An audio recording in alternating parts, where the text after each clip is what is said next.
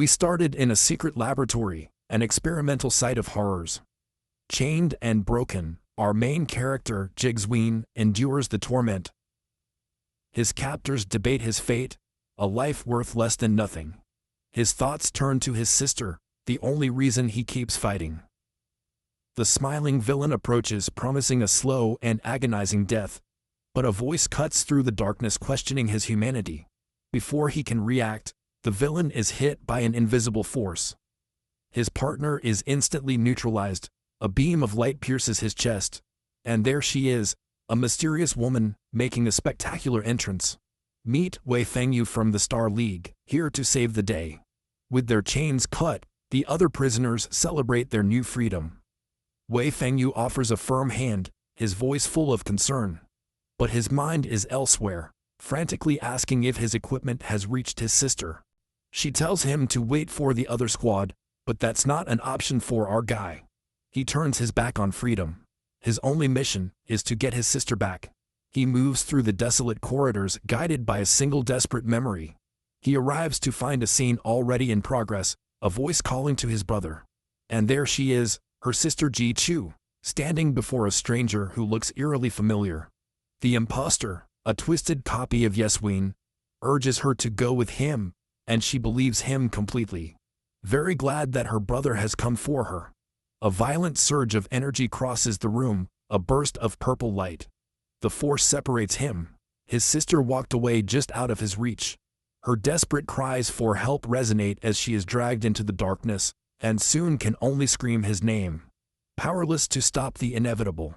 Suddenly, he is trapped by ethereal bonds, completely immobilized. Both he and his sister are violently beaten against the cold and hard ground. Immobilized, his eyes burn with pure rage as he watches her suffer, and the person responsible finally appears.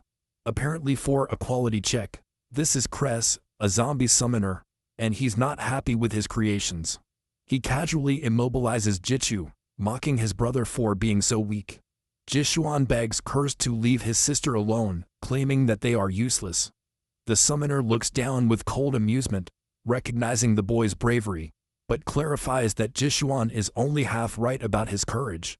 Jiyu can only whisper his brother's name, his strength is fading fast.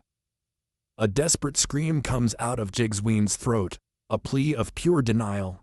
With a burst of energy, Chris dismisses the sister as a useless failure, but his eyes fixate on Jigsween, seeing a glimmer of potential in the boy. A primal scream erupts from our hero, his sister's name echoing in his mind. Driven by pure rage, he forces himself to get up, promising a bloody end for Chris. Chris dismisses the threat with a single word and a snap of his fingers. Chris holds him down, with his summoned zombie lurking right behind. And Cyan shouts defiantly, warning of star beasts that will avenge them. But the summoner only scoffs, amused by the boy's empty threats. In an instant, he is tied tightly, a helpless tighter in the game of Curse. Chris then reveals his trump card, a monstrous creature kept in stasis. Our boy can only stare in horror, recognizing her as an S-rank star beast. His own terrified reflection stares back at him from the creature's glowing eye. His subordinate warns that the Star League is coming, but Cress does not leave empty-handed. He orders his zombie to destroy Jigsween and take the star bone inside. But before the zombie can attack, the captive beast breaks his chains to intervene. The S-rank star beast lets out a deafening roar, its eyes shining with protective fury. Jigsuan can only watch, stunned by this impossible turn of events. With a surge of raw power, the creature breaks the final chain that binds her. Effortlessly, he slams the zombie to the side, sending him crashing into the wall. Now completely free, the beast stands as the new master of this room. With a quick movement, he picks up Jishuan in his huge claws. Our boy hangs limp, bloodied, but still aware of what is happening. The creature pulls him closer, his bright eyes fixed on the boy in his arms. Chris can only watch in horror as his Grand Prix decides to choose its own owner. Then the beast does the unthinkable, impaling Jigsween on his own horn.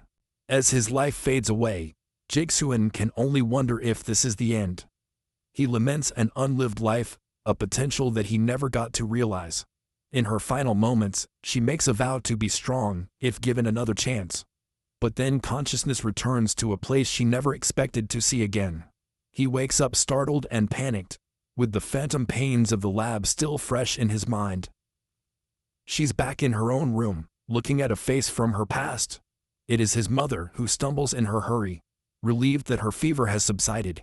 He asks if she is really alive, a question most mothers don't get on a Tuesday.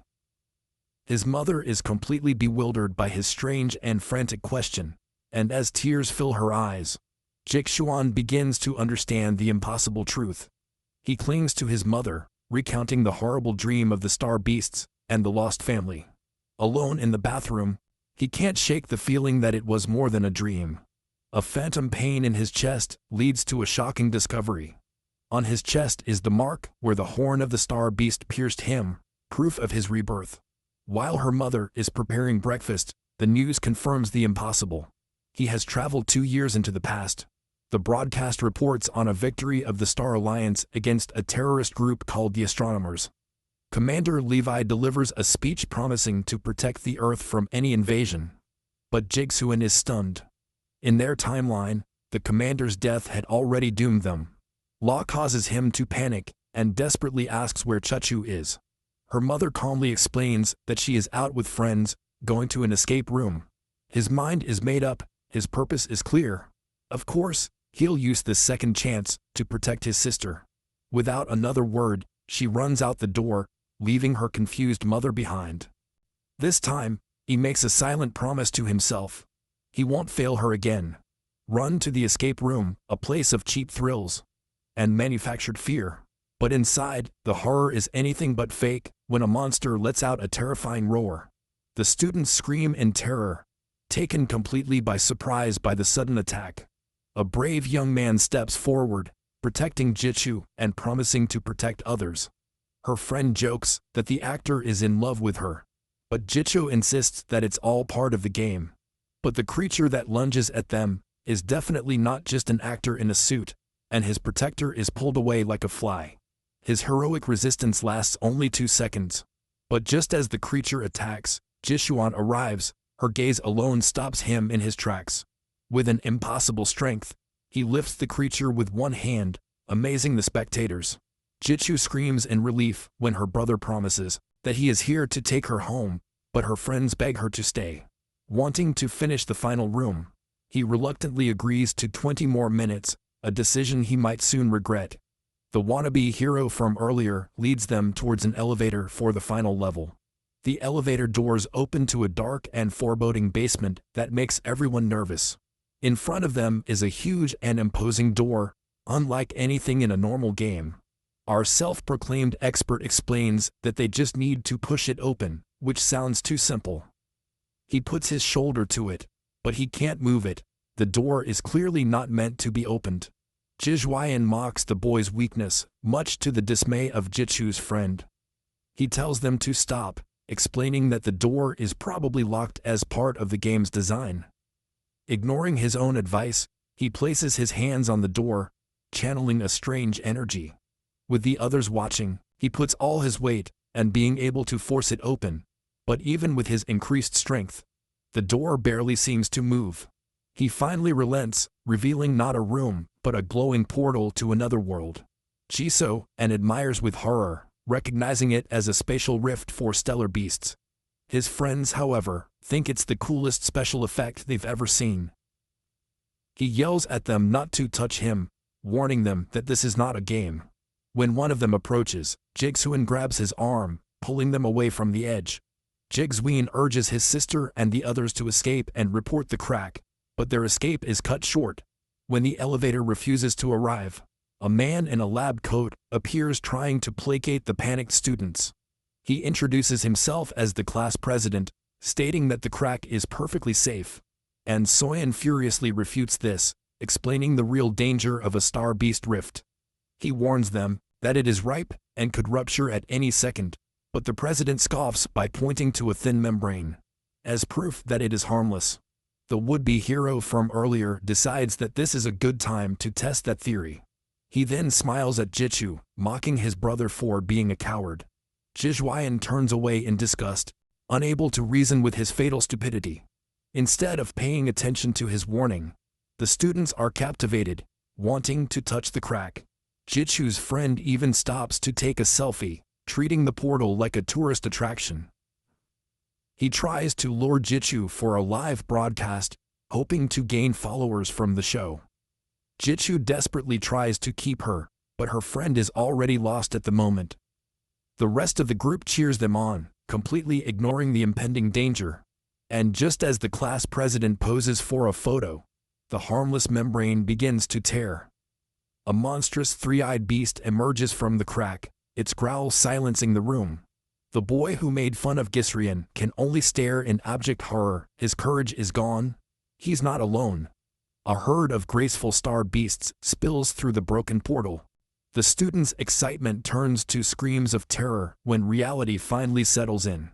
The self-proclaimed protector proves his courage by pushing a girl towards the monster, but just as his jaws are about to close, a metal rod blocks the attack. The beast's teeth are grinding against the pole, its killing blow completely thwarted. Jixuan gets his sister to safety, who finally understands that the danger is real. Enraged, the creature smashes the metal rod with the door. The sheer force of his bite. More beasts pour from the rift, and Jixuan knows that survival is his only goal.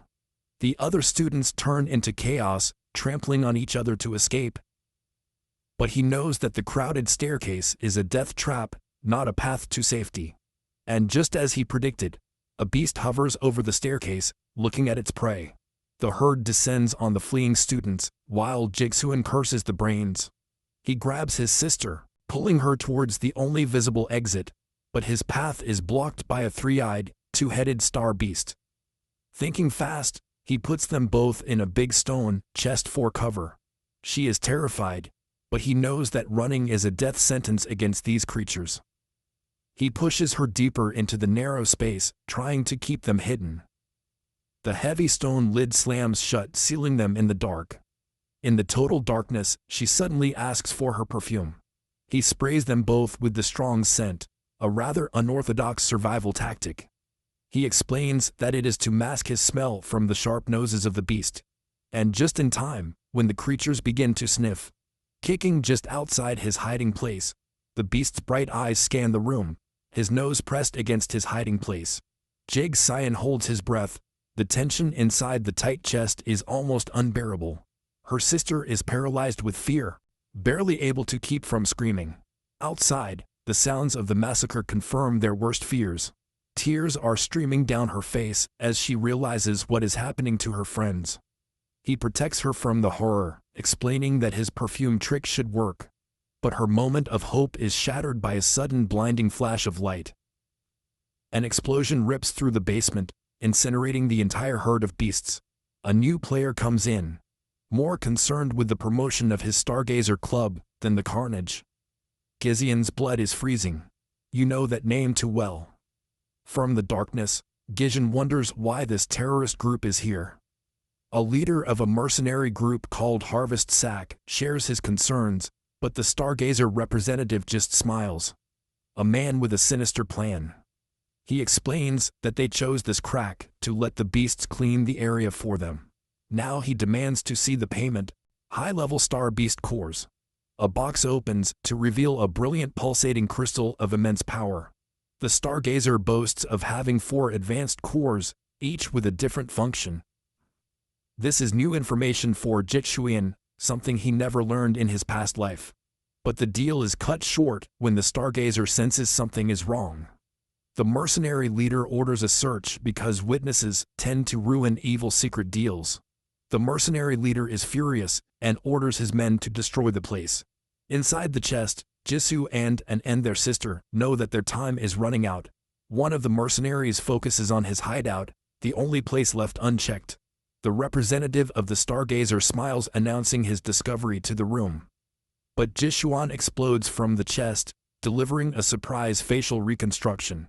He is surprised to see more mercenaries running towards him. Jump on the stone chest, closing the distance in an instant. The mercenary can only marvel at his impossible speed before he gets caught. With a quick movement, He slams the man headfirst into the stone floor. Her only thought is to keep her sister hidden no matter the cost. Without hesitation, he plucks the blade from his first victim. It spins with a fluid motion, cutting off a second mercenary in an instant. A third man tries to grab him, but Jigsween slips under his reach effortlessly.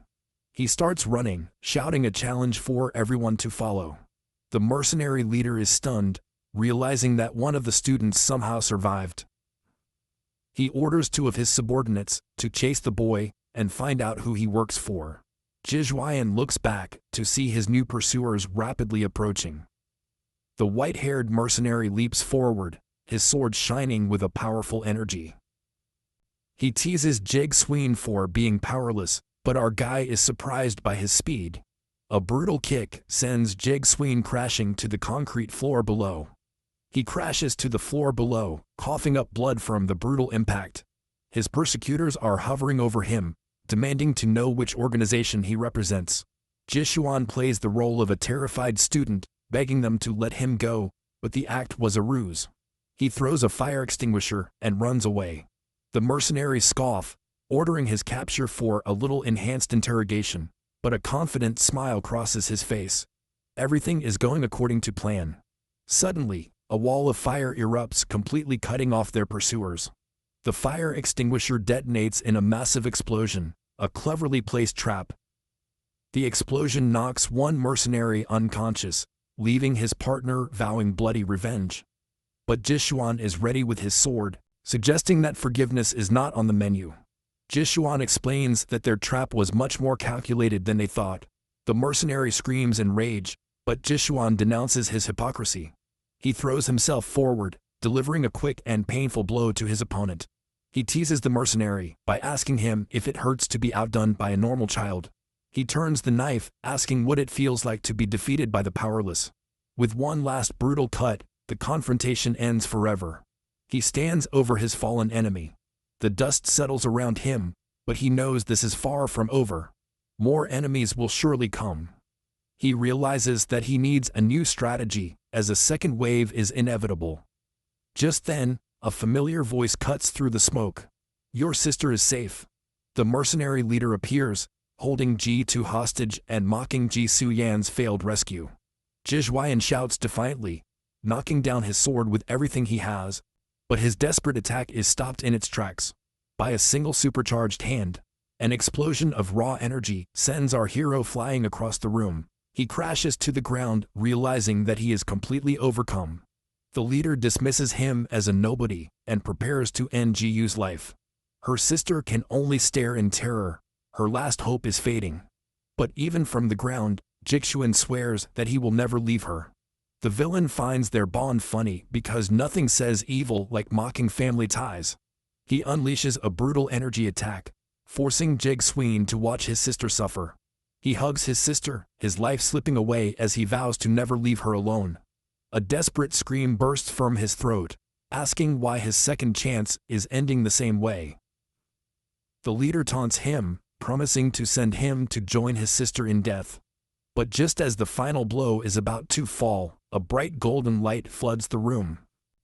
The mercenaries get caught in the explosion, their bodies turn to dust. A powerful voice booms out, ordering the stargazers to stand down. The terrorists panic when they realize that the Rejection League is. Lara has arrived, and it's time to run away. Gisuin watches, confirming that his information was correct all the time. And there she is, a blonde warrior, wrapped in golden light, the cavalry in flesh and blood. She introduces herself as a soldier of the League, offering a promise of protection. Jixuan recognizes his savior, the same woman from the secret laboratory. The mercenary leader is seething with rage, furious at the League's interference. He rushes forward to attack. But Jixuan can only shout a desperate warning. The blonde warrior calmly analyzes her power, identifying it as based on light. She notes his potential, admitting that he could have been a real problem for her side. But, unfortunately for him, potential does not win fights in the present.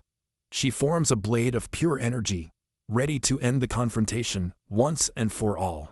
His attack connects instantly, cutting the mercenary leader with ease.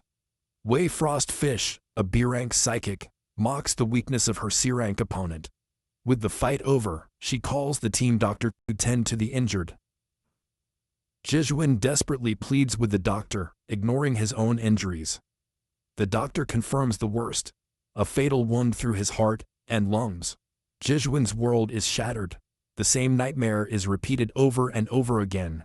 At that moment, a soldier presents a bag of stellar beast cores found on the enemy. A desperate idea is formed. He begs them to use a core to save his sister's life, but Wei Frostfee refuses, explaining that the core could turn her into a monster.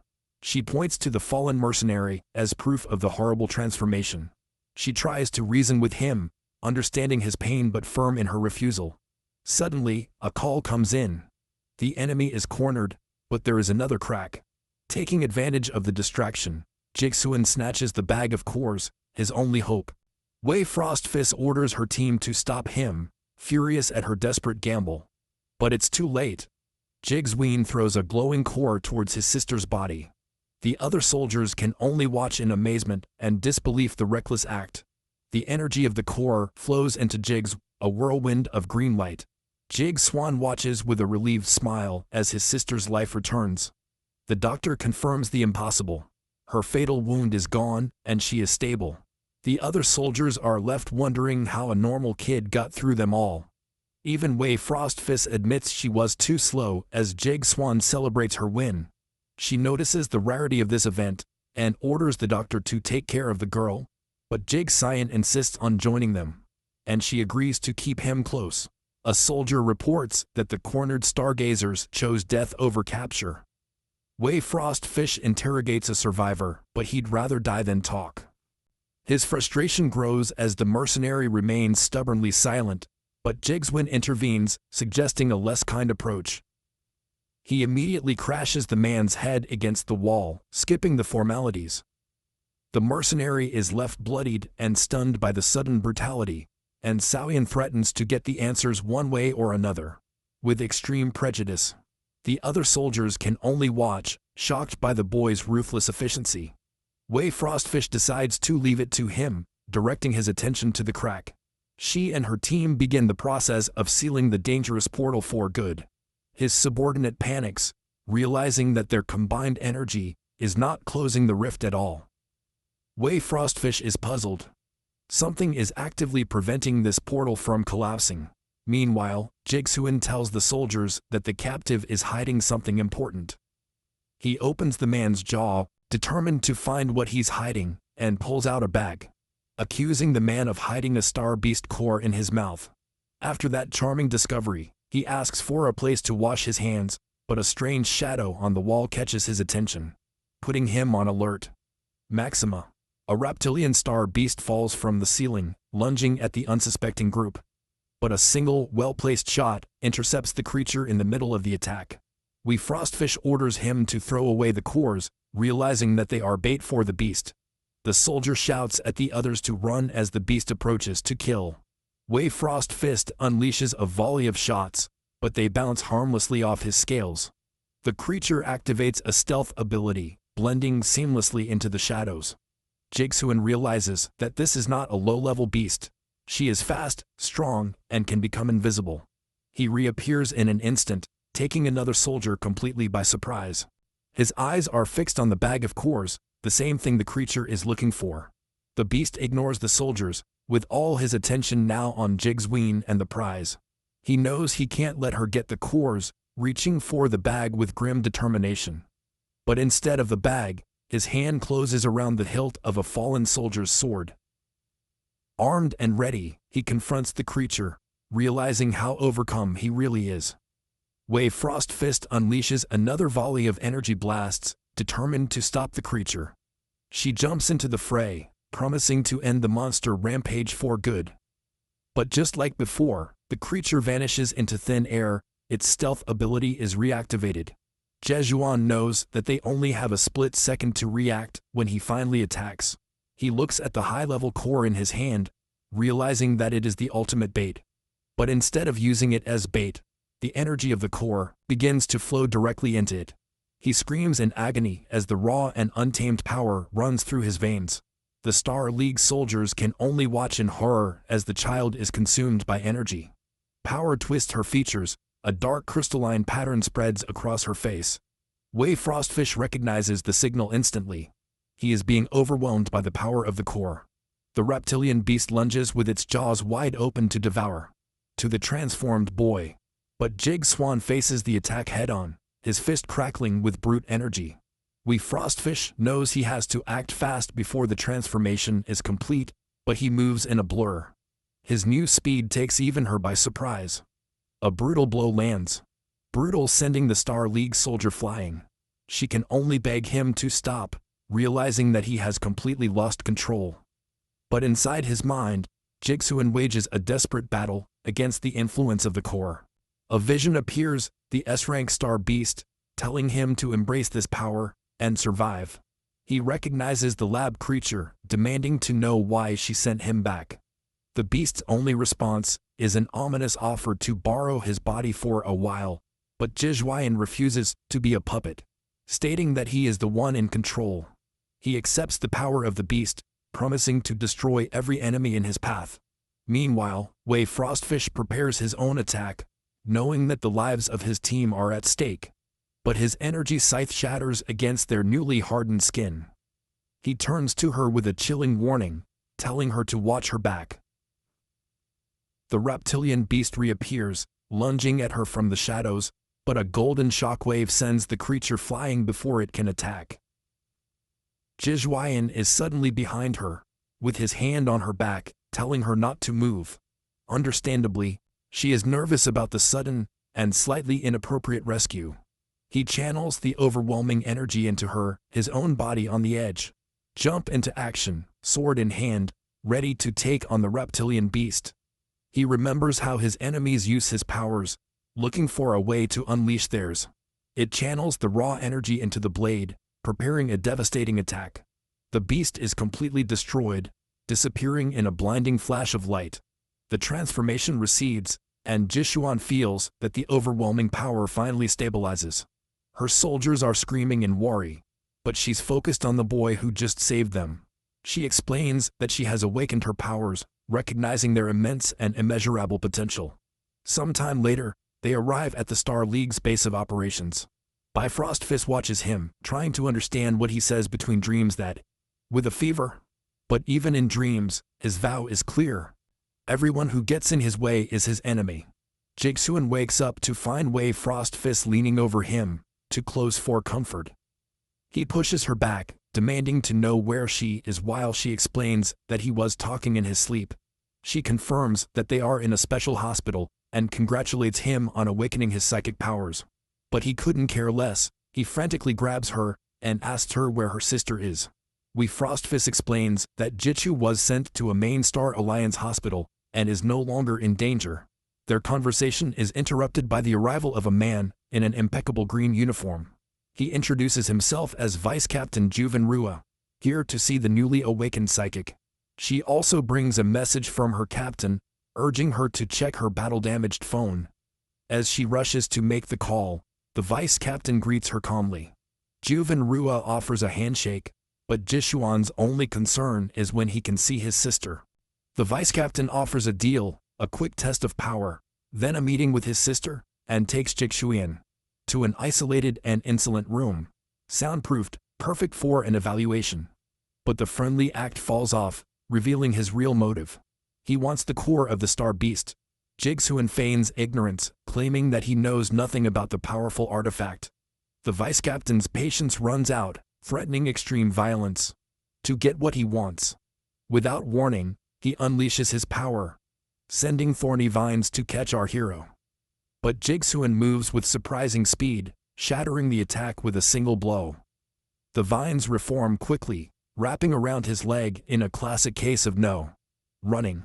He crashed into the wall, completely at the mercy of the Vice Captain's power. Juven offers one last chance, but Jig Swan questions the legality of this extortion. Jig Swan taunts his captor, accusing him of trying to steal the mission's credit. He offers a deal, promising to reveal the opportunity. Location of the core if the Vice Captain approaches. The Vice Captain falls into the trap, approaching to listen to the secret location. But instead of a secret, he encounters an incredibly fast attack. In an instant, Jigsuan cuts the vines and lands gracefully on his feet. He holds up a shard of glass, mockingly asking how the vice captain dodged his little surprise. Enraged, Juvenrua accuses him of being a Stargazer spy, a convenient excuse for this beating. The vice captain chases after him, calling him a fool for trying to run away, but he is stunned by the speed. The boy, recognizing an advanced movement technique, Jigsuan effortlessly makes his way through the attacks, leaving the vice captain furious in his wake. But just when things get ugly, Wei Frostfist bursts in demanding to know what's going on. Israel sees that the attack is still coming, shouting a desperate warning for her to back off. He jumps in front of her, protecting her from the vice captain's prickly assault. In a whirlwind of movement, he takes her in his arms, pulling her away from the path of danger. He holds her effortlessly, to her nervous surprise. I guess chivalry isn't dead, it's just very, very fast. The vice captain is furious, accusing her of protecting a suspect and failing in her mission. But she stands her ground, stating that Jigsuan is under her protection now. Juvenrua makes fun of his lower rank, but he's clearly done with the conversation. A massive wave of energy erupts between them, sending everyone flying. Jigsuan is immobilized by an immense pressure, completely unable to move. A powerful voice cuts through the tension, ordering the two vice captains to stand down. Both Juvenrua and Wei Frostfish are silently stunned by the sudden intervention. The source of the interruption is revealed, two powerful figures standing at the door. He is none other than Commander Levi, an S-class psychic, and his subordinate Gullion. Jigsuan is stunned. This is the legendary commander who I thought was dead a long time ago. The arguing vice captains immediately turn to attention, questioning the presence of the commander. The commander explains that he was nearby for a meeting, and decided to stop by. And by stopping by, he means giving a quick and painful lesson to the insubordinate vice captain. Calmly explain the simple hierarchy of power. He's stronger, so he's in charge.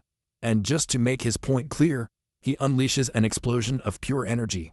The explosion sends Juvenrua flying across the room, a painful lesson about respecting your superiors.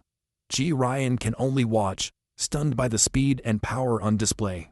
He notices that the commander's subordinate also moved in a blur, a feat that the commander quietly acknowledges.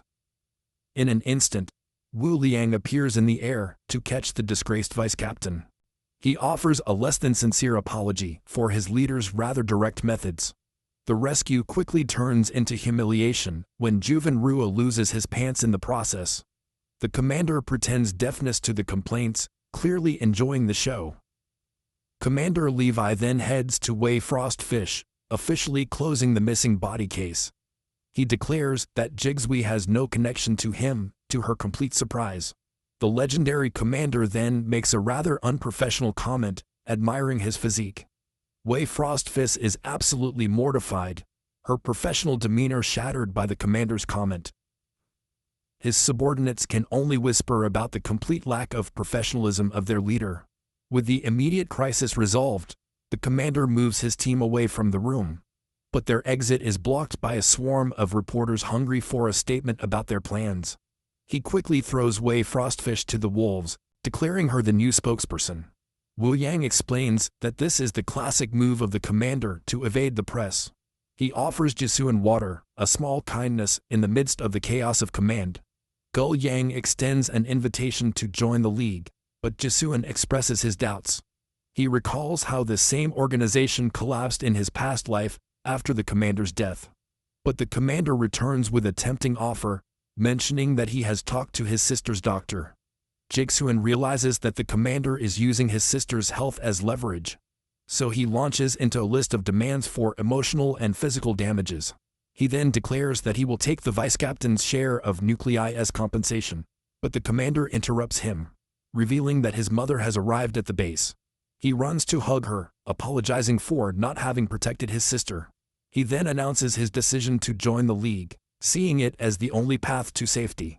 His mother sees the unwavering resolve in his eyes, a look she can't argue with. She tearfully accepts, begging him to stay safe for her and her sister. He makes a silent vow to himself. This life will be different, no matter what. He learns that his sister's recovery requires a lot of cores every month. And Cyan knows that the League's resources alone will not be enough for his sister. His train of thought is interrupted by the arrival of unwanted attention. A rich kid in a convertible pulls up, mocking him for carrying a heavy bag. Meet Longwei Kai, the son of the second richest man in the city, a title he clearly adores.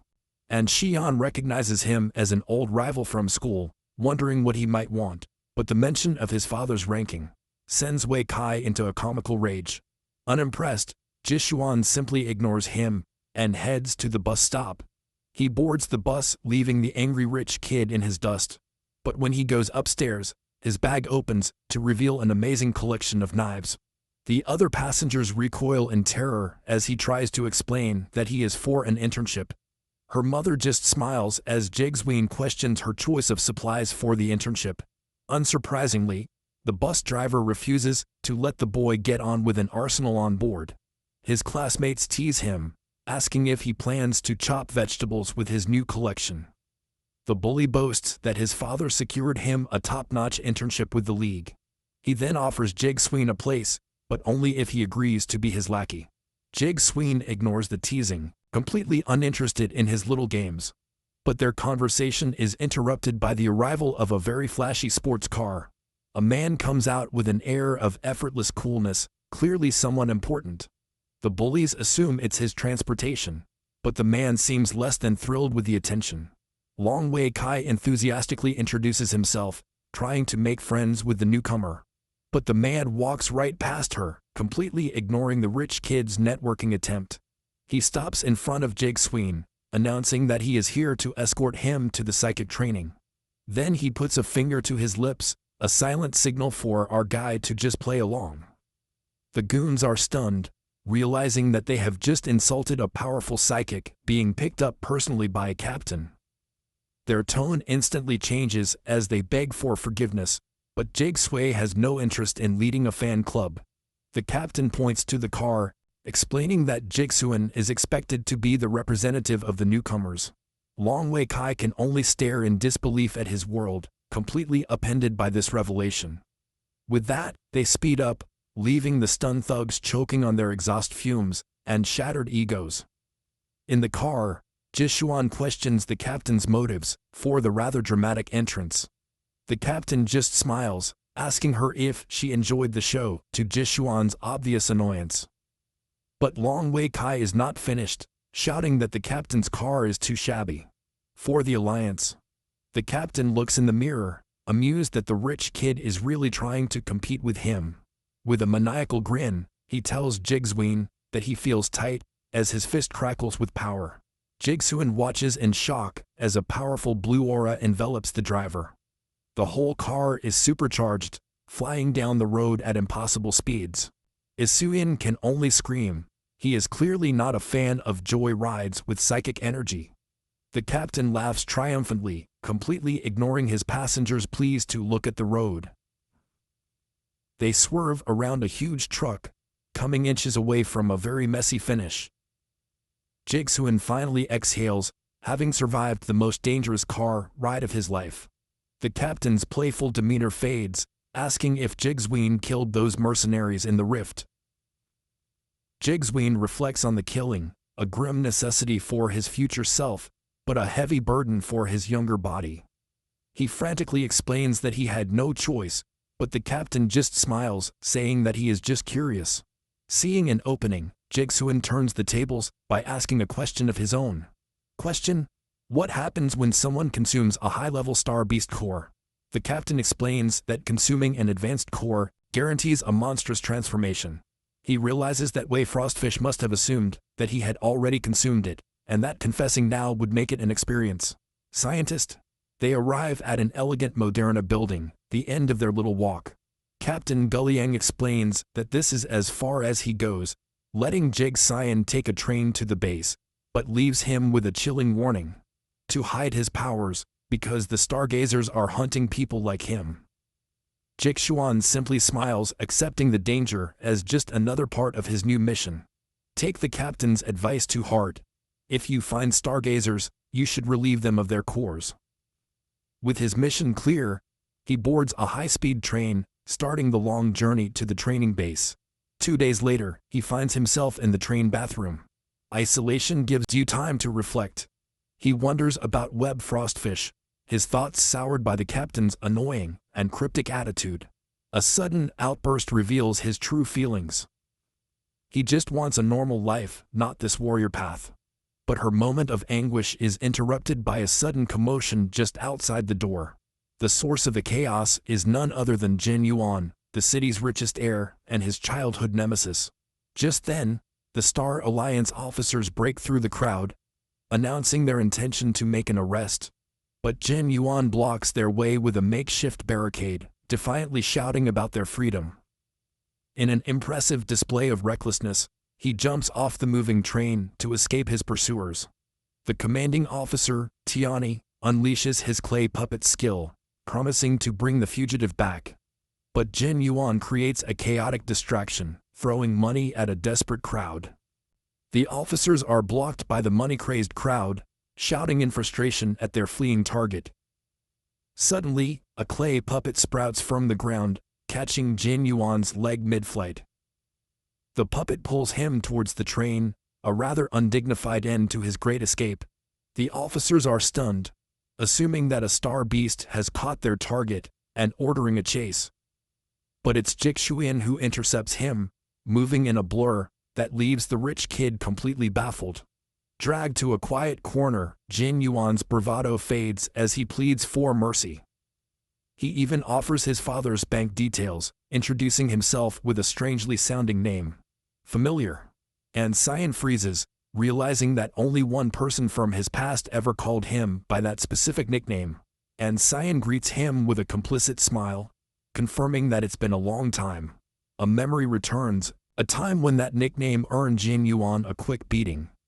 But the friendly meeting takes a dark turn, his smile twists into something completely different. He hits the rich kid's head, demanding to know who he was planning to marry. Jin Yuan panics, grabbing his arm and begging for help to escape from his pursuers. But his escape is interrupted when the clay puppet catches his leg once more. The Star Alliance officers corner him, their leader smiling triumphantly. Elsewhere, a mysterious girl in a cat hoodie taunts a captive, questioning his right to live. His little demonic puppet agrees, unleashing a beam of deadly energy at the helpless child. Then he unleashes his own power, a terrifying control over the iron dust, and the child can only scream. She casually discards her fallen subordinate, a rank B beast tamer named in her. His orders are simple and brutal: hunt down the Star League and steal their cores.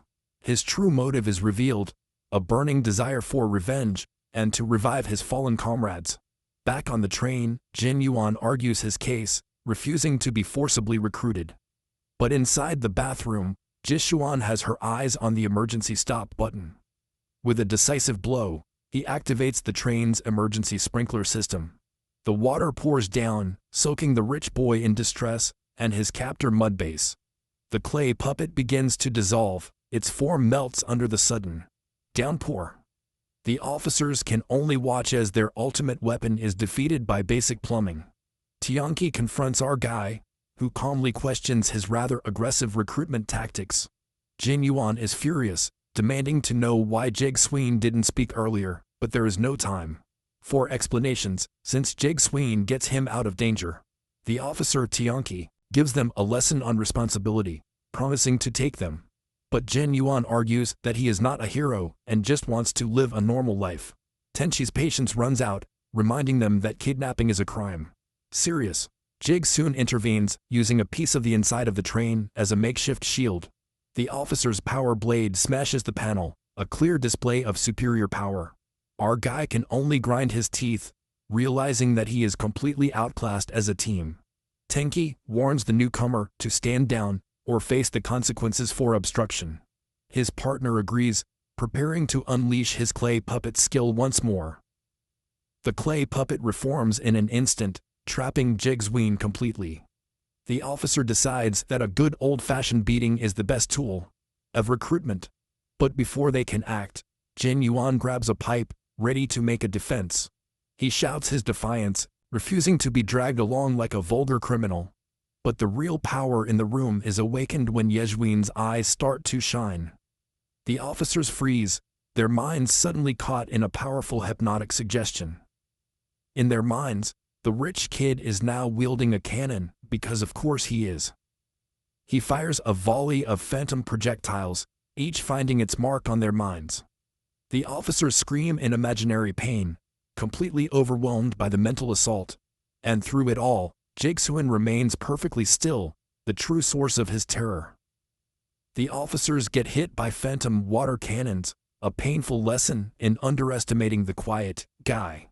Jigsuin is stunned, realizing that his childhood rival actually has powers of his own.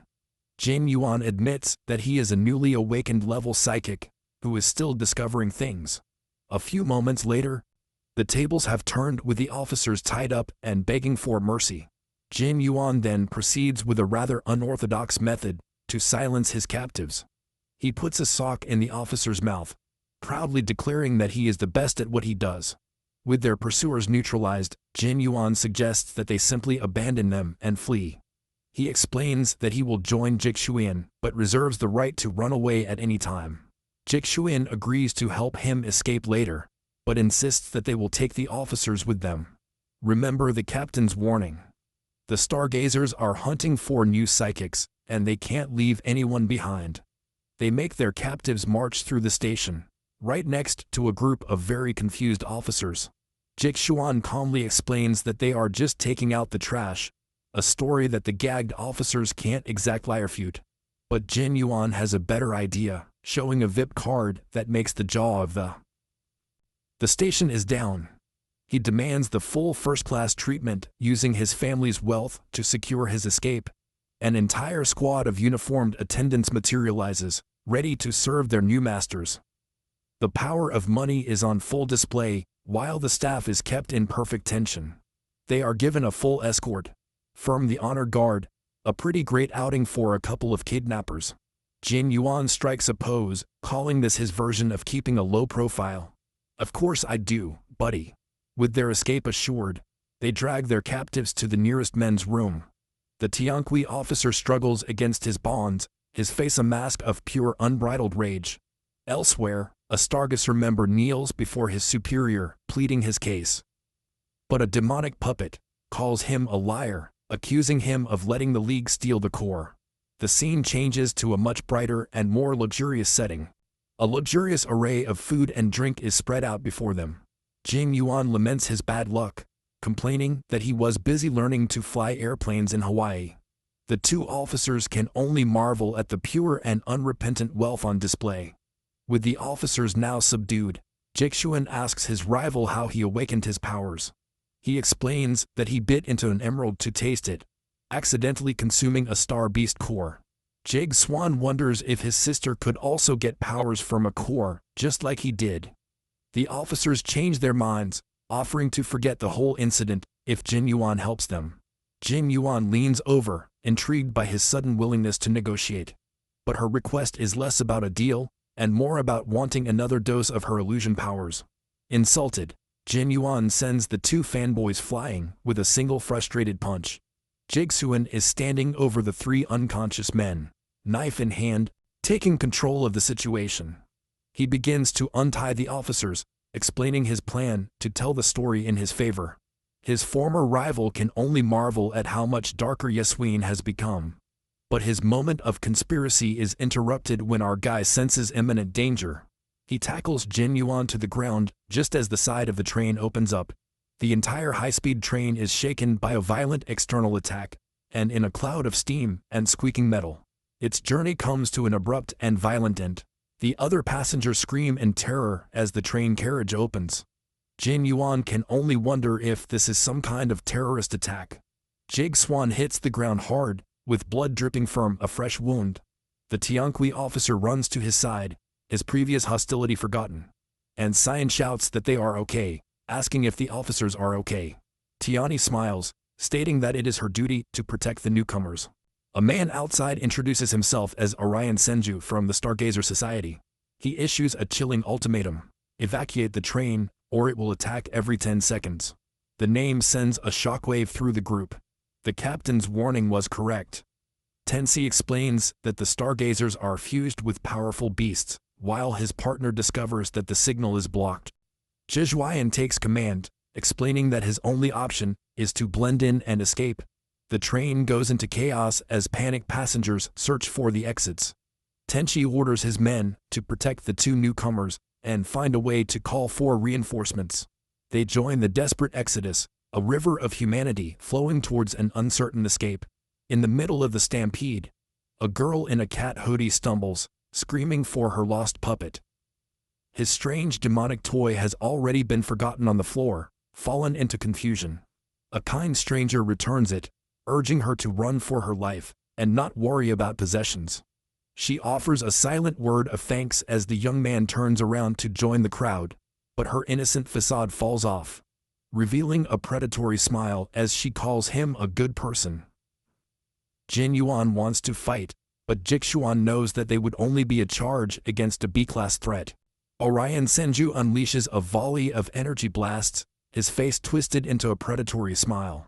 The crowd disperses as explosions tear through their ranks, with Jigsuan watching intently. He and Jin Yuan realize with increasing horror that the stargazers are hunting them down. Panicked passengers are thrown backwards by the force of the attack. The stargazer cuts off their escape, wounding the terrified crowd like cattle.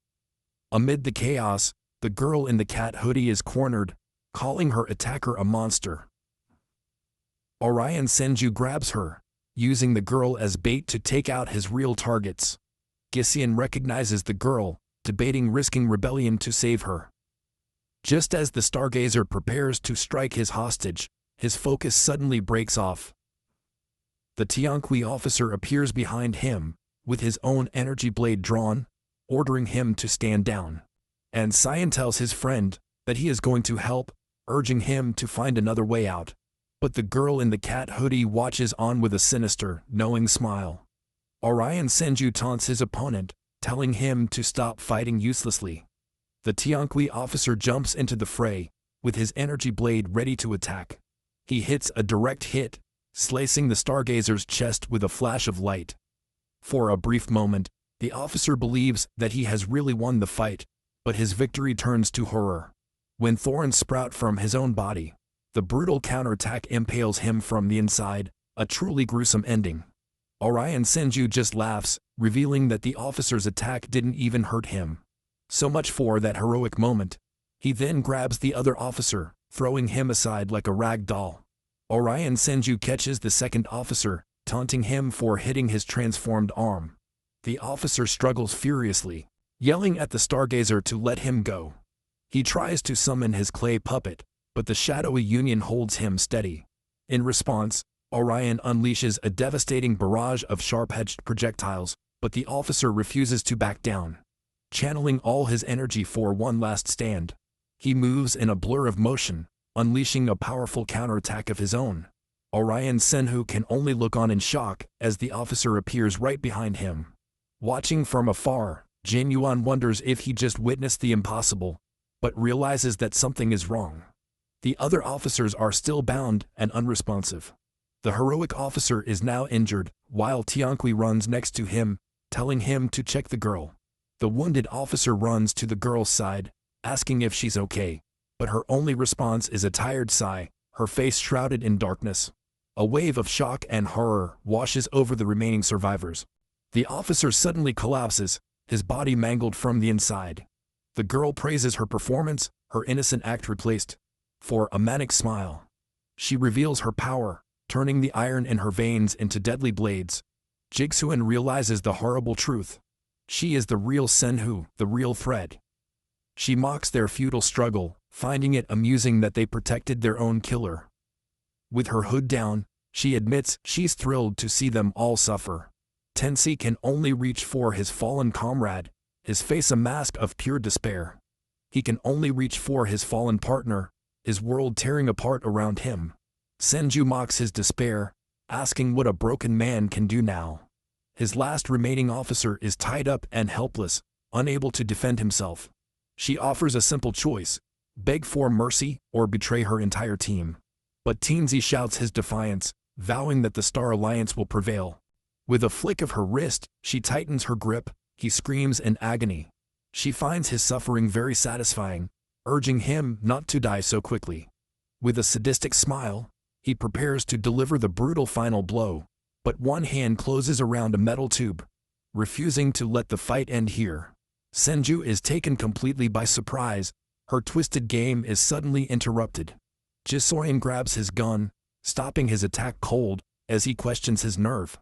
He realizes with a jolt that he can't even feel his power, which means he's at least a B-rank threat. She approaches uncomfortably, offering the butcher shop a front row seat for his kindness. He puts on a friendly face, trying to reason with her and asking about her true mission. He then makes a twisted suggestion to turn him into a star beast to kill his own friends. She seems to consider him, ordering her men to feed the captured officers to a body of star beasts. But his knowledge makes her suspicious and demands to know if he is one of them. He quickly concocts a lie claiming to be a subordinate sent to interrogate the officers. He remembers information from his past life. The stargazers are divided into rival factions. He uses this knowledge to sow discord, but she demands proof, refusing to believe his story. He leans close, spinning a tale of rival factions and sugary coffee. She seems to buy it, giving him a few minutes to handle her interrogation. But as he walks away, he deliberately kicks a small stone, a subtle signal. The sound alerts Senju, who turns around demanding to know who is there. A projectile whizzes by, a perfectly timed distraction from an invisible ally. Jishuan is stunned. He thought his friend had already escaped to get help. But it's just Jin Yuan trying to flirt his way out of certain death. Smooth. Senjumira looks down, amused by the boy's sudden and desperate flattery. She offers him a place on her team, with a rather painful transformation included. And Cyan quickly intervenes, stating that his little brother only has a weakness for pretty girls.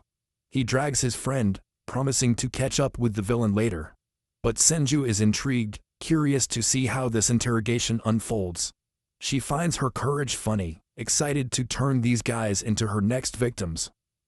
Having escaped from the train, Jigsween quickly silences his chattering companion. Jin Joan asks if they are being followed, a question whose answer our boy already knows. With a sharp gesture, he points out that one wrong move will be the last. His friend makes a mocking greeting, finally understanding the gravity of his situation. Meanwhile, Senju's henchman is completely baffled, wondering where his targets have gone.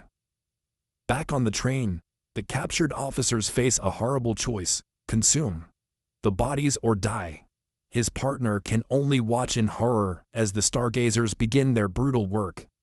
And Cyan confronts the henchman, stating that he has Senju's permission to interrogate them.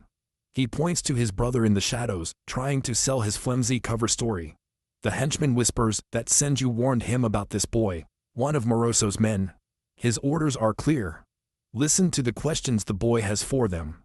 The henchman agrees to talk, offering to share information now that he has switched sides. He signals Jigshuin to come closer, ready to whisper his valuable secrets.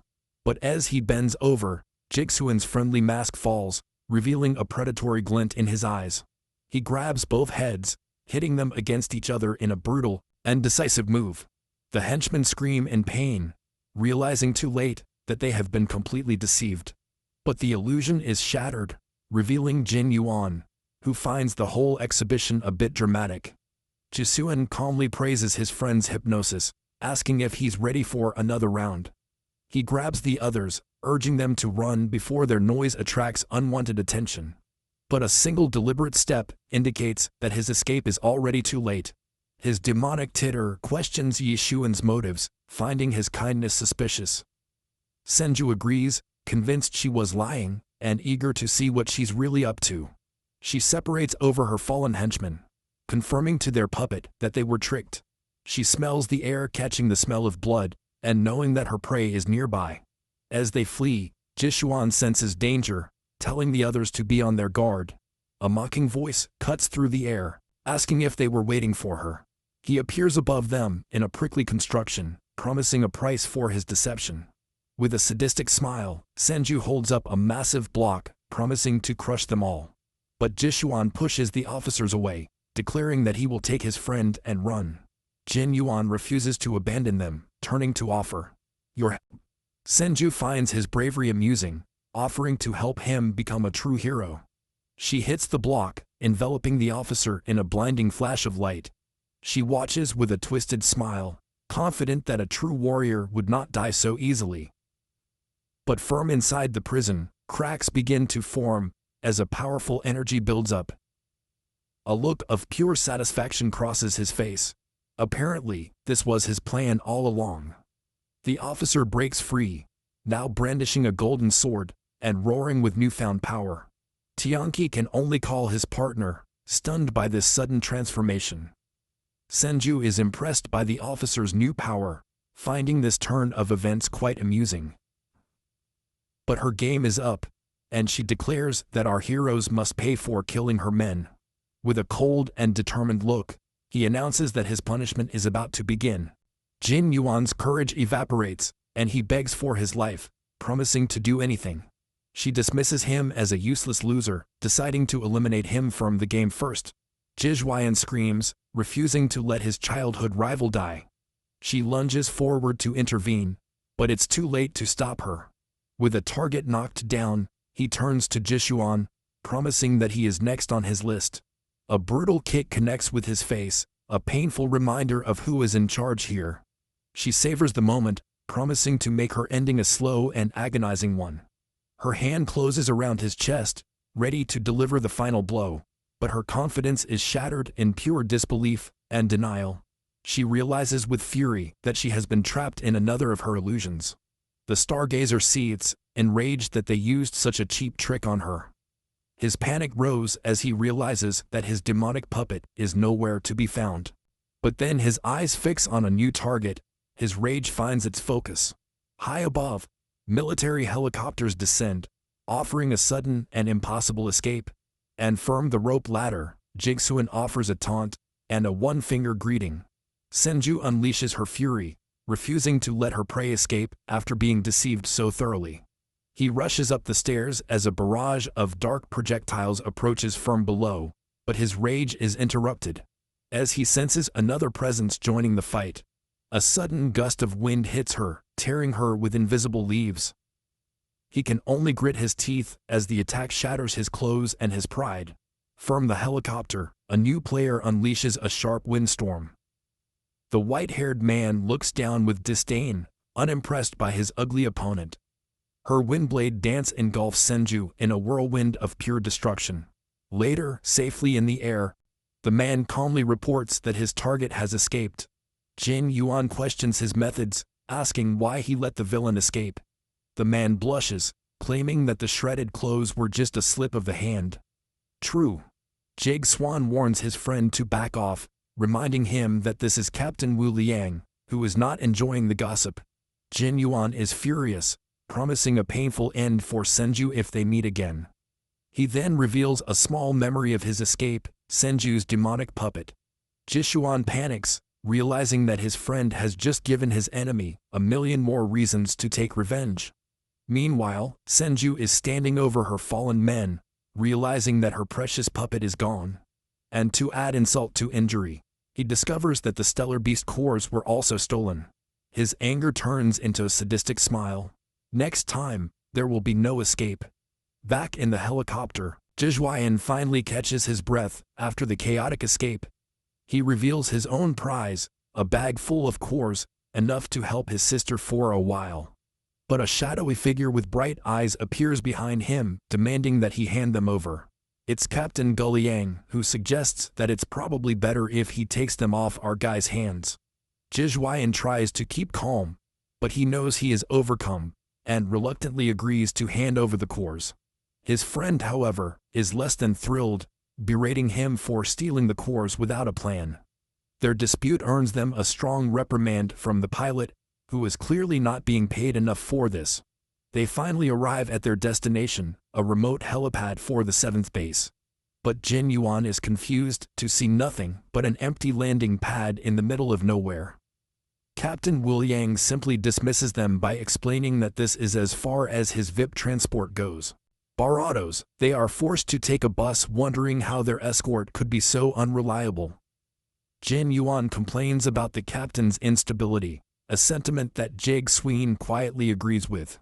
His arrival by helicopter has not gone unnoticed as another passenger questions his connection to the captain. Jin Yuan immediately tries to buy his friendship, showing off his family's VIP card like a real professional. His new friend is completely impressed by the show of wealth, but Jishuan is completely disappointed. Another passenger scoffs, claiming that the rich kid is from a weak family and only got in through connections. The new friend jumps to his defense, accusing the critic of being jealous of his new status. But their little dispute is interrupted when the driver screams in terror, heading straight towards a cliff. The bus soars into the air as someone jumps in, yelling at the others to use their powers. Inside, chaos erupts as the recruits scream, convinced that this is the end of their very short careers. But a powerful kick shatters the emergency exit, a shiny boot bursting through the roof. A long-haired student takes command, ordering the others to activate their abilities and save themselves. Those with powers soar to heaven, abandoning the falling bus and their less fortunate classmates. But many are paralyzed by fear. Their power is useless in the face of pure and overwhelming panic. Inside, one of the helpless recruits can only scream, his life passing before his eyes. But the fall stops, held in place by the long-haired student's bright blue hand. Jing Yuan's new friend is more interested in a power analysis than actually helping. The hero student orders the others to get out, pointing out the emergency parachutes to them. As the evacuation begins, another student lands gracefully on the side of the cliff. He observes the chaos below with a cold and calculating expression. He spots a group of observers, realizing that this whole mess is just a test. Not wanting to be outdone, he decides that he can't let a hero take all the limelight. The blue power student finally carries the last person to safety, his energy almost exhausted. With the bus now empty, she lets him go, sending him plummeting into the abyss below. But the calculating student unleashes his own power, creating a huge ice slide to catch the bus. He offers his creation as an escape route for anyone still stranded on the mountain. He smiles smugly, confident that this eye-catching move will earn him extra points in his little test. But his moment of triumph is interrupted when he sees two students on the slide. The blue power student realizes that they are directly in the path of the runaway bus. He unleashes a beam of pure energy, aiming at the wheels to stop their momentum. Together, he and another student manage to stop the bus just inches from their classmates. The ice bearer berates them for interfering, clearly upset that their grand plan was interrupted. He launches into a rant, calling them all ungrateful losers for not appreciating their help. Their dispute is interrupted by a new arrival, their instructor, here to welcome them to the base. She explains that her near-death experience was just a simple test of her abilities. The other recruits are immediately captivated, recognizing her as a vice captain. She explains that passing earns 1 star, and 3 stars will get them to the high-level combat team. She awards the first star to Jixuan, praising her mental quickness and altruism. With the assessment over, he dismisses them to the dorms until the evening pep rally. But the ice bearer confronts her, complaining that her trial was completely unfair. He argues that his ice slide was a perfect way to eliminate the weak and help the strong. He gets in Jixuan's face, demanding to know why he wasn't chosen as the best performer. The blue power student intervenes, telling the entitled recruit to back off, but the vice captain shuts them all up, explaining that sacrifice is more valuable than a flashy display. The ice bearer is furious, promising himself by giving an account with Jig Sween later. Later, Jig Sween and Jin Yuan settle into their new dorm room. His friend teases him about the beautiful instructor, but Jig Sween explains that she saved his life. Jin Joan complains about his own situation, but a mention of family is a sore point for our guy. Jig Sween looks at a picture of his sister. His resolution hardens as he vows to see her soon. But his quiet moment is interrupted by a new recruit claiming his bed. Jin Yuan's solution, as always, is to simply throw money at the problem, a plan that immediately fails. When the guy simply takes the card and runs away. With the drama over, Jig Swan reminds his friend that it's time for the meeting. They are heading to the auditorium. The next stage of their training is about to begin. The director of the base delivers a moving speech, telling the recruits that they are the future of the world. He promises to show them the true horror of the star beasts, but Jig Swan is already bored. His stomach growls loudly, a sound that does not go unnoticed by his new roommate. Jin Yuan produces a whole roast chicken because, of course, he made it. Jig Swan can only ask how, and his friend's answer is simple: money rules. But his snack time is interrupted by a sudden violent image on the screen. The recruits watch in horror as a star beast breaks through the defenses with ease. A new instructor yells at them to shut up and pay attention to the carnage. He introduces himself as Sanamu, explaining that fear is his best way. But Jin Yuan simply scoffs, unimpressed by the rookie's terrified reactions. The video shows a class of star beast, a creature of pure city-level destruction. Jin Yuan points out that even Jig Swan seems scared by the sheer power on display. But our boy's mind is elsewhere, calculating the value of such a powerful star beast core. Take another bite of chicken, the delicious aroma fills the tense auditorium. The other recruits are suddenly distracted. Their terror is replaced by the overwhelming smell of food. But their little lunch break has provoked the fury of Instructor Sanamu. Jin Yuan offers a rather wet apology, spitting directly in the instructor's face. The instructor's fury intensifies, promising a world of pain for this lack of respect. He then turns to Jisoo Yan, who spectacularly fails to hide the evidence. With knuckles cracking, Tsunamu issues a challenge: knock it down or face the consequences. The other recruits whisper in amazement, knowing that Tsunamu is the best fighter on the base. But another student leaps forward, eyes sparkling as he accepts the challenge. He throws a punch, but it's a swoon, a hypnotic suggestion meant to control the instructor. But Sanam easily breaks the illusion, knocking the student to the ground. The defeated student is identified as Jin Yun, a mind control psychic. The instructors point out that while his D-level power is weak, his strategy is impressive. In fact, a battle report by Captain Gulian praised both him and Jishuan. With one less challenger, Sanamu turns to Jishuan, mocking his apparent fear. He offers a deal, connects a single blow, and promises not to retaliate. But a massive wave of energy gushes from his leg, a clear sign that this is not a fair fight. But Jigsuan's punch is easily caught. His attack does absolutely nothing. Later at the canteen, his reputation precedes him, the new kid who fought an instructor. The other recruits whisper in disbelief that a power guy got the first star. Jigsuan remembers that generative and summoning powers are considered far superior, but his meal is interrupted.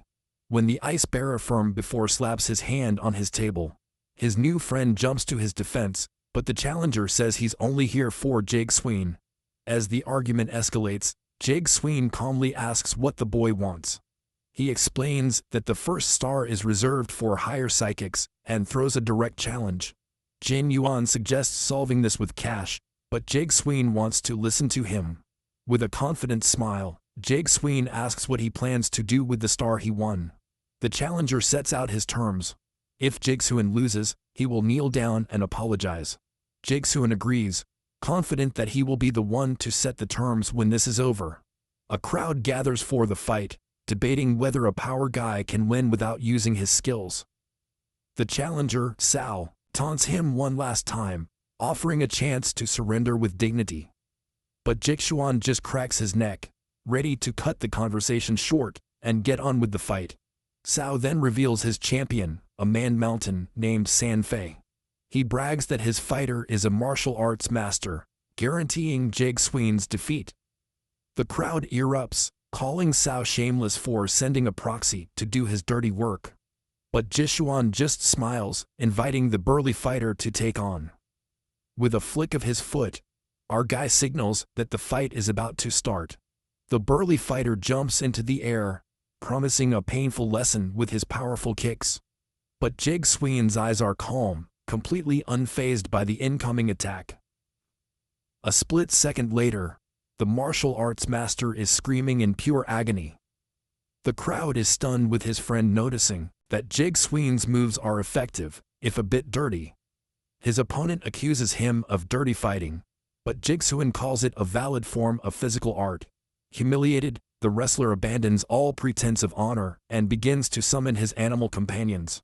Jigsawen calls him a cheat, pointing out that the powers were not part of his deal. But the summoner doesn't care anymore, ordering his spectral wolves to destroy our boy. Surrounded, Jigsawen sees this not as a threat, but as an opportunity to try a new technique. He remembers the lesson of his instructor, concentrating his energy for a powerful counterattack. It unleashes a powerful roar, a shockwave of pure sonic energy. The spectral wolves dissolve, and Jigsawen stands victorious over the last one. The crowd erupts, stunned that a power guy just won, using a B-rank technique. His challenger Sao can only stare in disbelief, his pride completely shattered. He turns to flee, hoping to escape the humiliation of his very public defeat. But Jigsawen stops him, reminding him that a deal is a deal. His friends join in, mocking the sore loser for trying to run away. Jigsawen lays out his terms, a victory lap while shouting his compliments. So he offers an alternative, 5 precious star beast cores, a price that Sao calls pure theft. But a look of self-sufficiency reveals that this was Jigsawen's plan all along. Jigsawen reminds the sore loser that he should have fought twice before starting a fight. But their argument is interrupted by an angry shout from the vice-captain. She declares that they have broken the rules, and sentences them all to confinement. Sao desperately tries to get out of this, pointing his finger at Jigsawen. He tries to use the family letter, explaining that his own family is connected to hers. But she is not interested in his connections. She tells him to honor the bet and face his punishment. Defeated, he reluctantly pulls out the bag of cores, his payment for losing the bet. He throws the cores, warning Jigsawen that this is not over. Later in confinement, Jigsawen remembers the Wei family name from his past life. But for now, he has the prize. One more step to save his sister. Alone in confinement, Jigsawen decides to use his prize to become stronger. He confirms that he can absorb the energy of the core just by touching it. But his training session is interrupted by a frantic Wei Frost Fist. She sees the energy and asks in horror if it has already consumed the core. She grabs him, screaming at him to spit him out before it's too late. She warns him that absorbing a core like this is a death sentence. Approaching, he asks if he feels any side effects of power. She is relieved that he is okay, remembering how he almost transformed the last time. She advises him to be careful, but he has a more urgent request. He finally realizes his compromising position, his professional coolness completely shattered. He cheekily asks if she came all the way here just because she cares about him. She insists that it's about her potential, not wanting her to lose her star over an insignificant fight. He teases her incessantly, honored by his special way of showing concern. She wonders why she is so involved, while he promises not to disappoint her. She leaves sulking, sentencing him to 3 days of confinement before fleeing. 3 days later, his time is running out, and Jigsawen is ready to be released. The door opens and a voice announces his freedom, to which he seems indifferent. A man introduces himself as Ryu and Mei, offering his services from the apparatus room.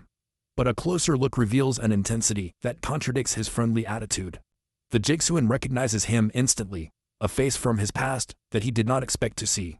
Jigsawen tries to leave, but Ryu and Maya is clearly offended by the scorn. He grabs our guy's arm, asking him if he wants to become a psychic. Later that night, a mysterious glowing butterfly flutters into the bedrooms. Inside, he finds Jigsawen and his roommate fast asleep. The butterfly lands on Jinyuan's head, sending him into a vivid dream. She dreams of proposing to Jitsu, a bold move for a guy who has just met her. He murmurs sleepily, delighted by his supposed acceptance. The butterfly then moves on to its next target, the sleeping Jigsawen. Suddenly, he is dragged into a vision of a ruined city, completely disoriented. A cold sweat breaks out when he realizes the gravity of what he is seeing. He finds himself surrounded by the dead, a vision of a future he is trying to avoid. Her mind spins, questioning how it could have all happened again. But then a familiar voice calls him, and his sister is standing right there.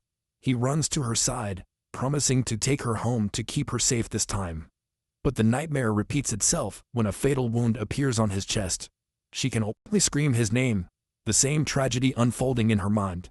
She screams in confusion, questioning the cruel cycle of life and death. Jigsaw is frozen, trapped in the horror of his greatest failure. He hugs her tightly, declaring that her sins are unforgivable, and that both of them must die. And from the ether, a shadowy figure watches, finding his suffering interesting. The dream invader notices that Jigsaw's mind is already broken, making him an easy target. But his confidence falters as he senses an unexpected presence inside the boy's mind. Inside the nightmare, a familiar blue energy surges from Jigsaw's core, and out of that light emerges the classified star beast. Like that, the true guardian of her soul. The beast unleashes a psychic roar, a clear and simple message to get out of his host's head. The mental attack sends Runage back, his control completely shattered. Back in the real world, the Dream Weaver finds himself in a dark and isolated warehouse.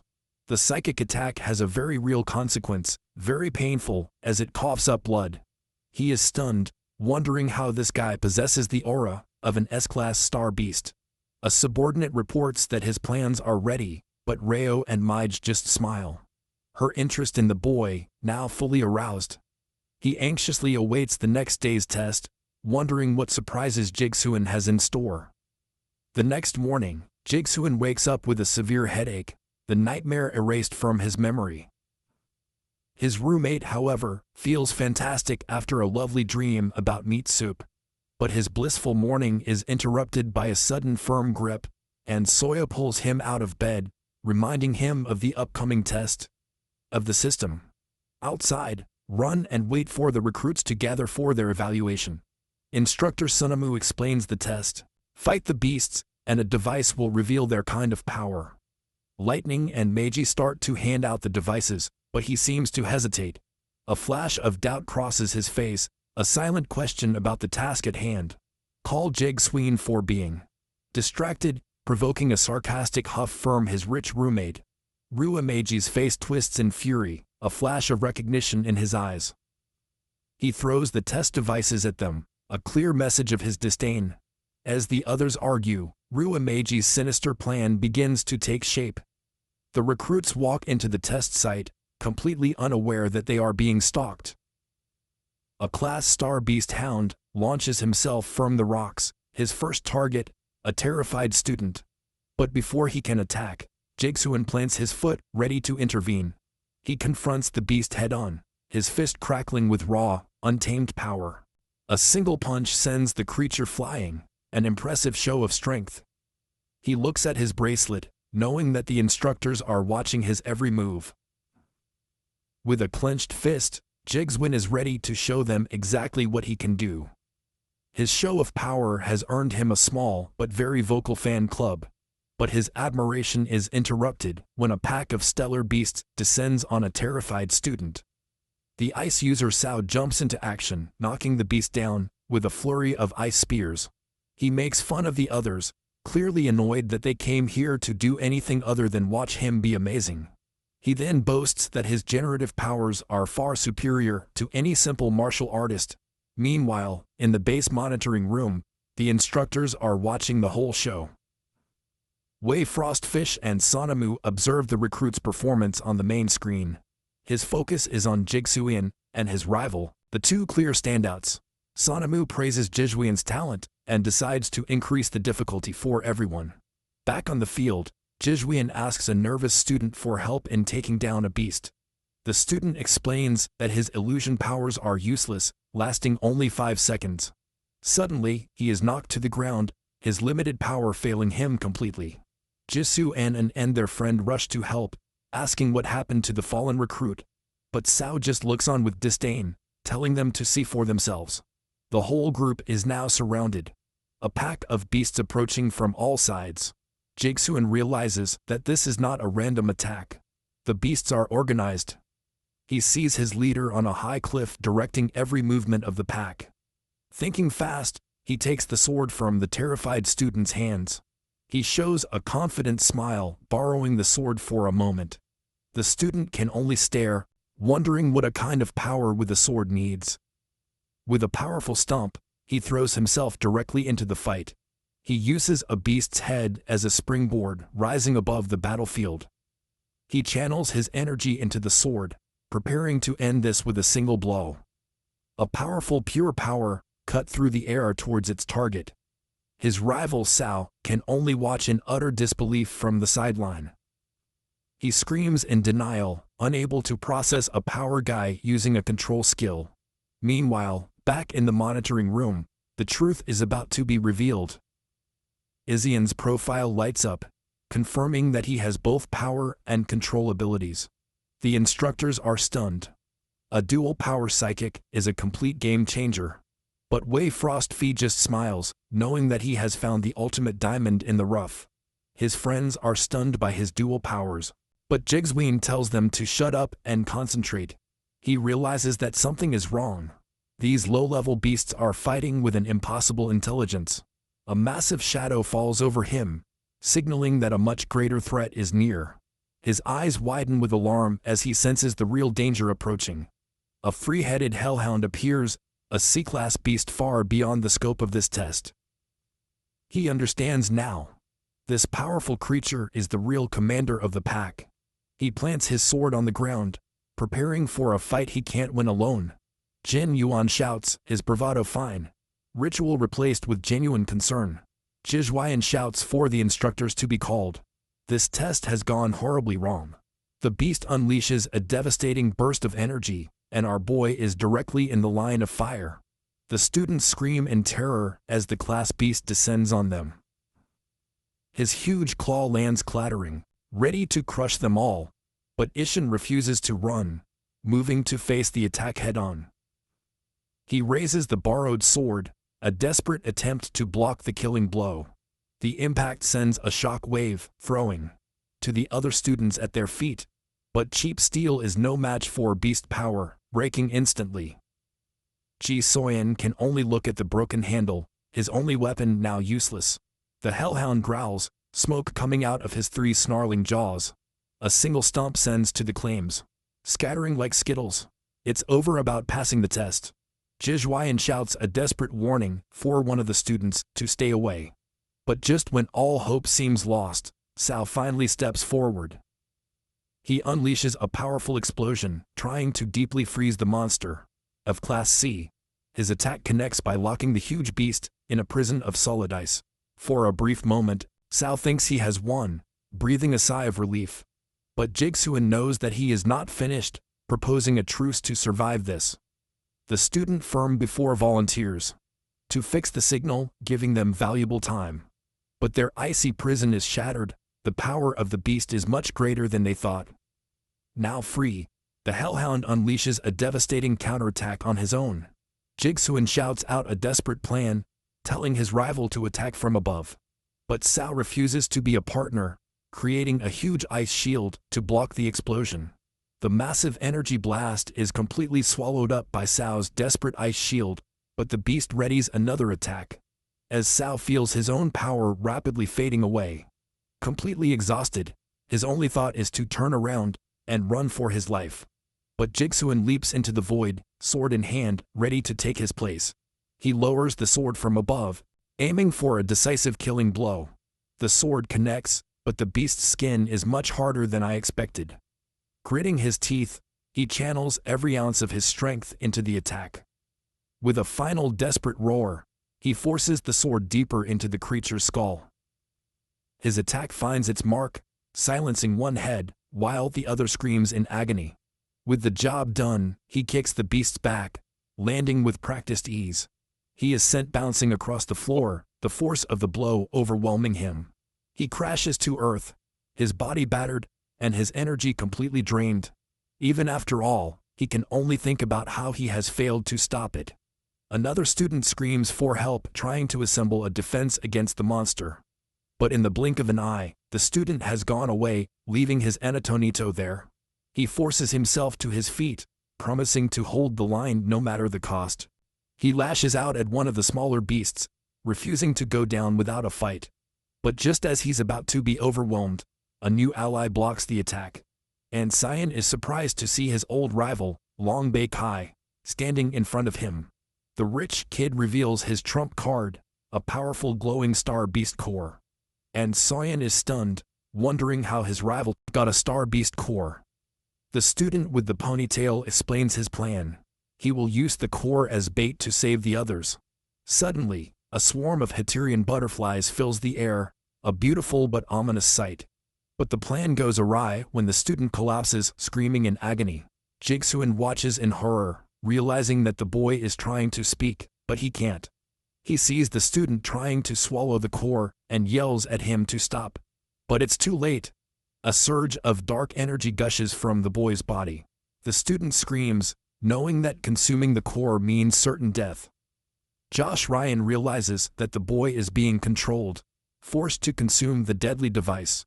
The transformation begins. A monstrous mask forms as she screams for the power she craved. The other students can only watch in horror as the boy is consumed by a dark astral energy. With his last glimpse of humanity, he issues a last desperate warning about the base. Jizhuayan screams for answers, demanding to know who is controlling him, but it's too late. The transformation is complete, twisting him into a new monstrous form. The newly formed beastman throws himself.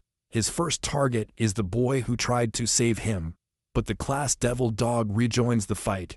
Attracted by the surge of chaotic energy, Jishuan realizes that the beast still sees the transformed student as human, a fatal miscalculation.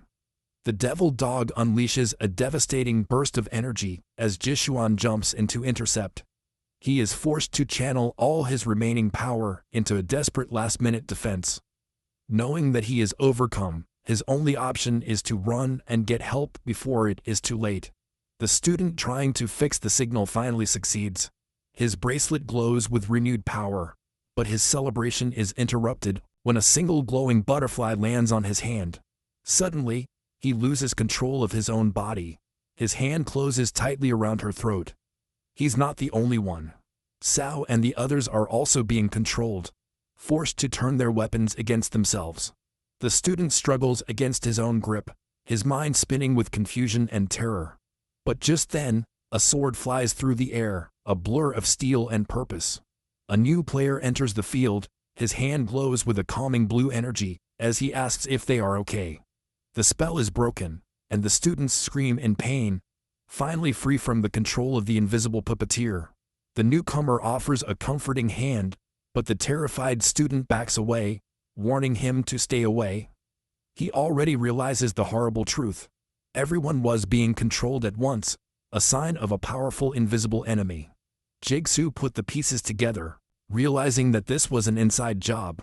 The others are simply grateful to be alive, asking how he found out everything. The student confirms that the distress signal is out, earning a quick nickname from our guy. A response from the base manager fills them with hope. They think they are finally safe, but Jigsuan knows better, realizing that their bracelets have been compromised.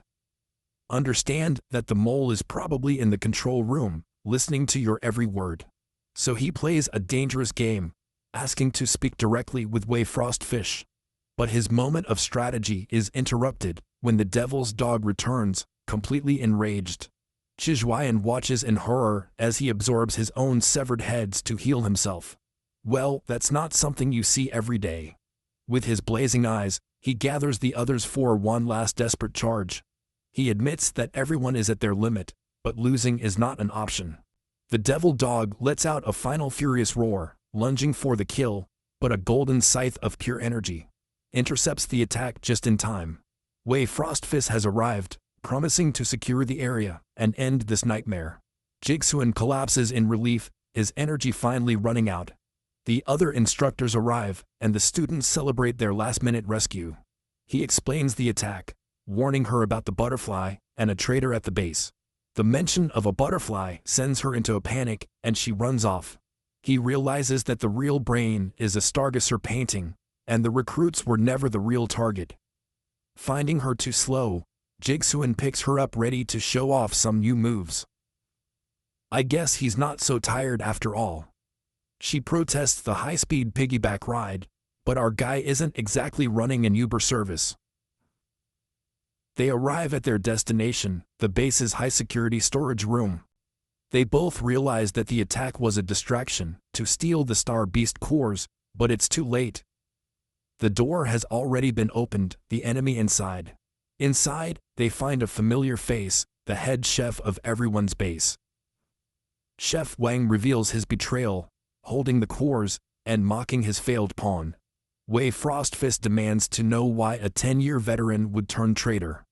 The chef just laughs, threatening to transform into a beast to crush them both.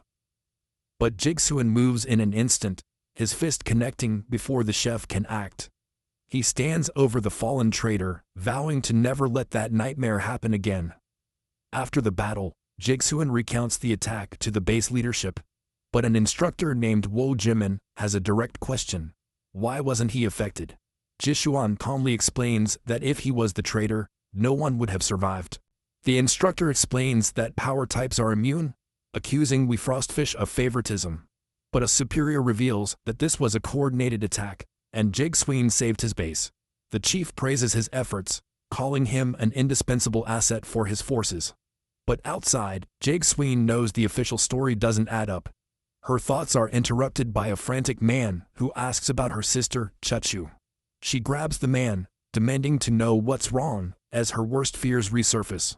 The man explains that his life is not in danger, but they lack the cores he needs to survive. And Shen turns around, promising to find a way to get the cores he needs. He bursts into the command room, demanding the reward he was promised. The instructor scolds him for his lack of discipline, but our guy is on a mission. She confronts the commander directly, explaining that her sister's life is at stake. But Go Jimin furiously denies her request, calling it a personal matter. Gisli calls him disheartened, questioning how they expect loyalty without compassion. Wei Frostfish watches the confrontation with a worried look on his face. She intervenes to defuse the situation, offering to handle the situation herself. Outside, she assures him that she has a solution, but he is not so sure. Back at the meeting, the commander orders his subordinate to leave him and concentrate on safety. Wei Frostfist explains that the cores for her sister will come from her personal supply. And Saiyan is stunned by his generosity. His determination to find more cores hardens. She assures him that his sister will be fine, but he just wants to know when he can see her. She produces a hospital pass, telling him that he can visit her in 3 days. Elated, he snatches the pass, grabbing her hand in his excitement. A bewildered Wei Frostfist clarifies that her help comes with one condition. The commander's orders echo in his mind. Guide the weird dual psychic and keep him on his side. She looks him in the eye and tells him that he is going to be her new assistant. Jizhuan agrees without a second thought, seeing it as a generous offer. I guess he's never had a real job before. He immediately gets into his personal space, asking if the job comes with a core-based salary. His friend Jane Yuan confronts him, berating him for being completely cruel. The discussion turns into a chibi-style rant about evil capitalists and blind obedience. Jishuan responds, accusing him of jealousy, which sends the rich kid into a tearful meltdown. Wei Frostfish finally interrupts them, reminding them to be thankful that they survived the attack. Jishuan questions the astronomer's true motives, suspecting a deeper plot. Wei Frostfish explains the legend of the special cores that grant unique abilities, the likely prize. With the core gone, he declares the base safe, and tells Jigsuan that it's time to arm himself. As his friend takes over, Jigsuan wonders if the core he absorbed gave him a special ability. He hardens his resolve, knowing that he must hide his secret from astronomers at all costs. Elsewhere, Instructor Wyman reveals his true colors, furious that Jigsuan ruined his plans. A bright butterfly appears before Wyman, offering him a lollipop, because that's not scary at all. The instructor panics when a man named Moroso shows up at his office, the source of the butterflies. Wyman furiously explains that the raid has put the entire base on high alert and is now under investigation. But Moroso is simply bored, disappointed that the special core was not there. He assures the traitor that he is just a ghost, as he was recently injured. Morosu then gives his pawn a new mission, to find out everything about Jishuan. Meanwhile, Wei Frostfish takes Jishuan to the base's armory, ordering the guards to open the gates. But a guard protests, explaining that newcomers are not allowed to choose their own weapons. His partner quickly shuts him up, explaining that Jishuan is about to be a big deal. Jin Yuan intervenes, telling them to let him in as his success will bring glory to their base. But the ice-bearer Sao spies from the door, jealous of Jishuan's special treatment. Wei Frostfish explains that only weapons forged from star beast materials can damage them. She details how a blade made with a beast's tooth can pierce their formidable skins. She presents the 3 levels of weaponry: basic, advanced, and the legendary divine class. The armory displays a variety of weapons, from simple swords to high-tech firearms. She explains that divine weapons are made of the rarest and most powerful materials. He asks how to get one, and she suggests that he just go kill a class of beast. You know, on any given Tuesday. With a bright smile, she tells him to go ahead and choose his new team. His hand Shua looks at the impressive arsenal, but his mind is set on a divine weapon. A look of pure determination crosses his face. He knows what he has to do. His eyes rest on a single luminous leaf, enveloped in a dark and chaotic energy. The reflection of the sword dances in his eye, but something about it feels wrong. He raises a hand, a silent warning for them to stay away from the cursed weapon. But a hand on his shoulder pulls him out of his trance. Wei Frostfish asks if he has finally made his decision. With a determined look, he points to the dark blade, declaring that it is the one he wants, but his rival Sao lunges forward, shouting that the prize will be his. His hand closes around the hilt, claiming the weapon for himself. He holds it aloft, boasting that his wealth makes him worthy of such a sword. The armory guards burst in, shouting that the sword is a parasitic beast that controls its wielder. Wei Frostfish angrily asks the guard why he didn't mention this little detail earlier. The guard panics, stating that he simply remembered and did not expect anyone to choose weapons today. Jigswin watches as the dark energy consumes his rival, who is fighting against the influence of the cursed sword. The gloomy clays are buried in the hand of Sao, the parasitic weapon claiming its new host. The possessed student yells at Jig Suan, accusing him of stealing a girl and promising to kill him. He darts forward in a whirlwind of dark energy as Wei Frostfish shouts a desperate warning. But Jigsween's eyes are calm, watching the incoming attack with an almost detached approach. In an instant, he pulls Wei Frostfish behind him, protecting her from the fury of the possessed student. He pushes her to safety just as the attack connects, sending them both rolling on the floor. Jizhuayan grabs another sword from a nearby rack, wondering what has happened to his rival. He faces the attack head-on, his simple sword colliding with the cursed weapon. Wei Frostfish takes a step forward, ordering the guards to position themselves behind his protective barrier. Jigsuan fights against the overwhelming power, the dark energy of the sword pressing down on him. The guards confirm that it is a divine weapon, but a cursed one that no one has been able to subdue. The force of the blow sends a shockwave through Jigsuan's entire body. He is sent sliding along the ground, barely managing to keep his balance against the assault. He is stunned by the sheer power, realizing that this is the true strength of a divine weapon, but he has already formulated a plan, telling the guards to protect everyone while he takes care of this. Wei Frostfish shouts his name, warning him not to fight the possessed student directly. But Sao is completely lost, laughing maniacally as he vows to end Jigsween's life.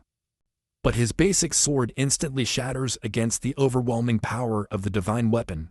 Defenseless, Jishuan realizes that he is about to be defeated, but instead of dodging, he drops the broken hilt and reaches for the cursed sword. He catches the edge with his bare hands, stopping it just in time.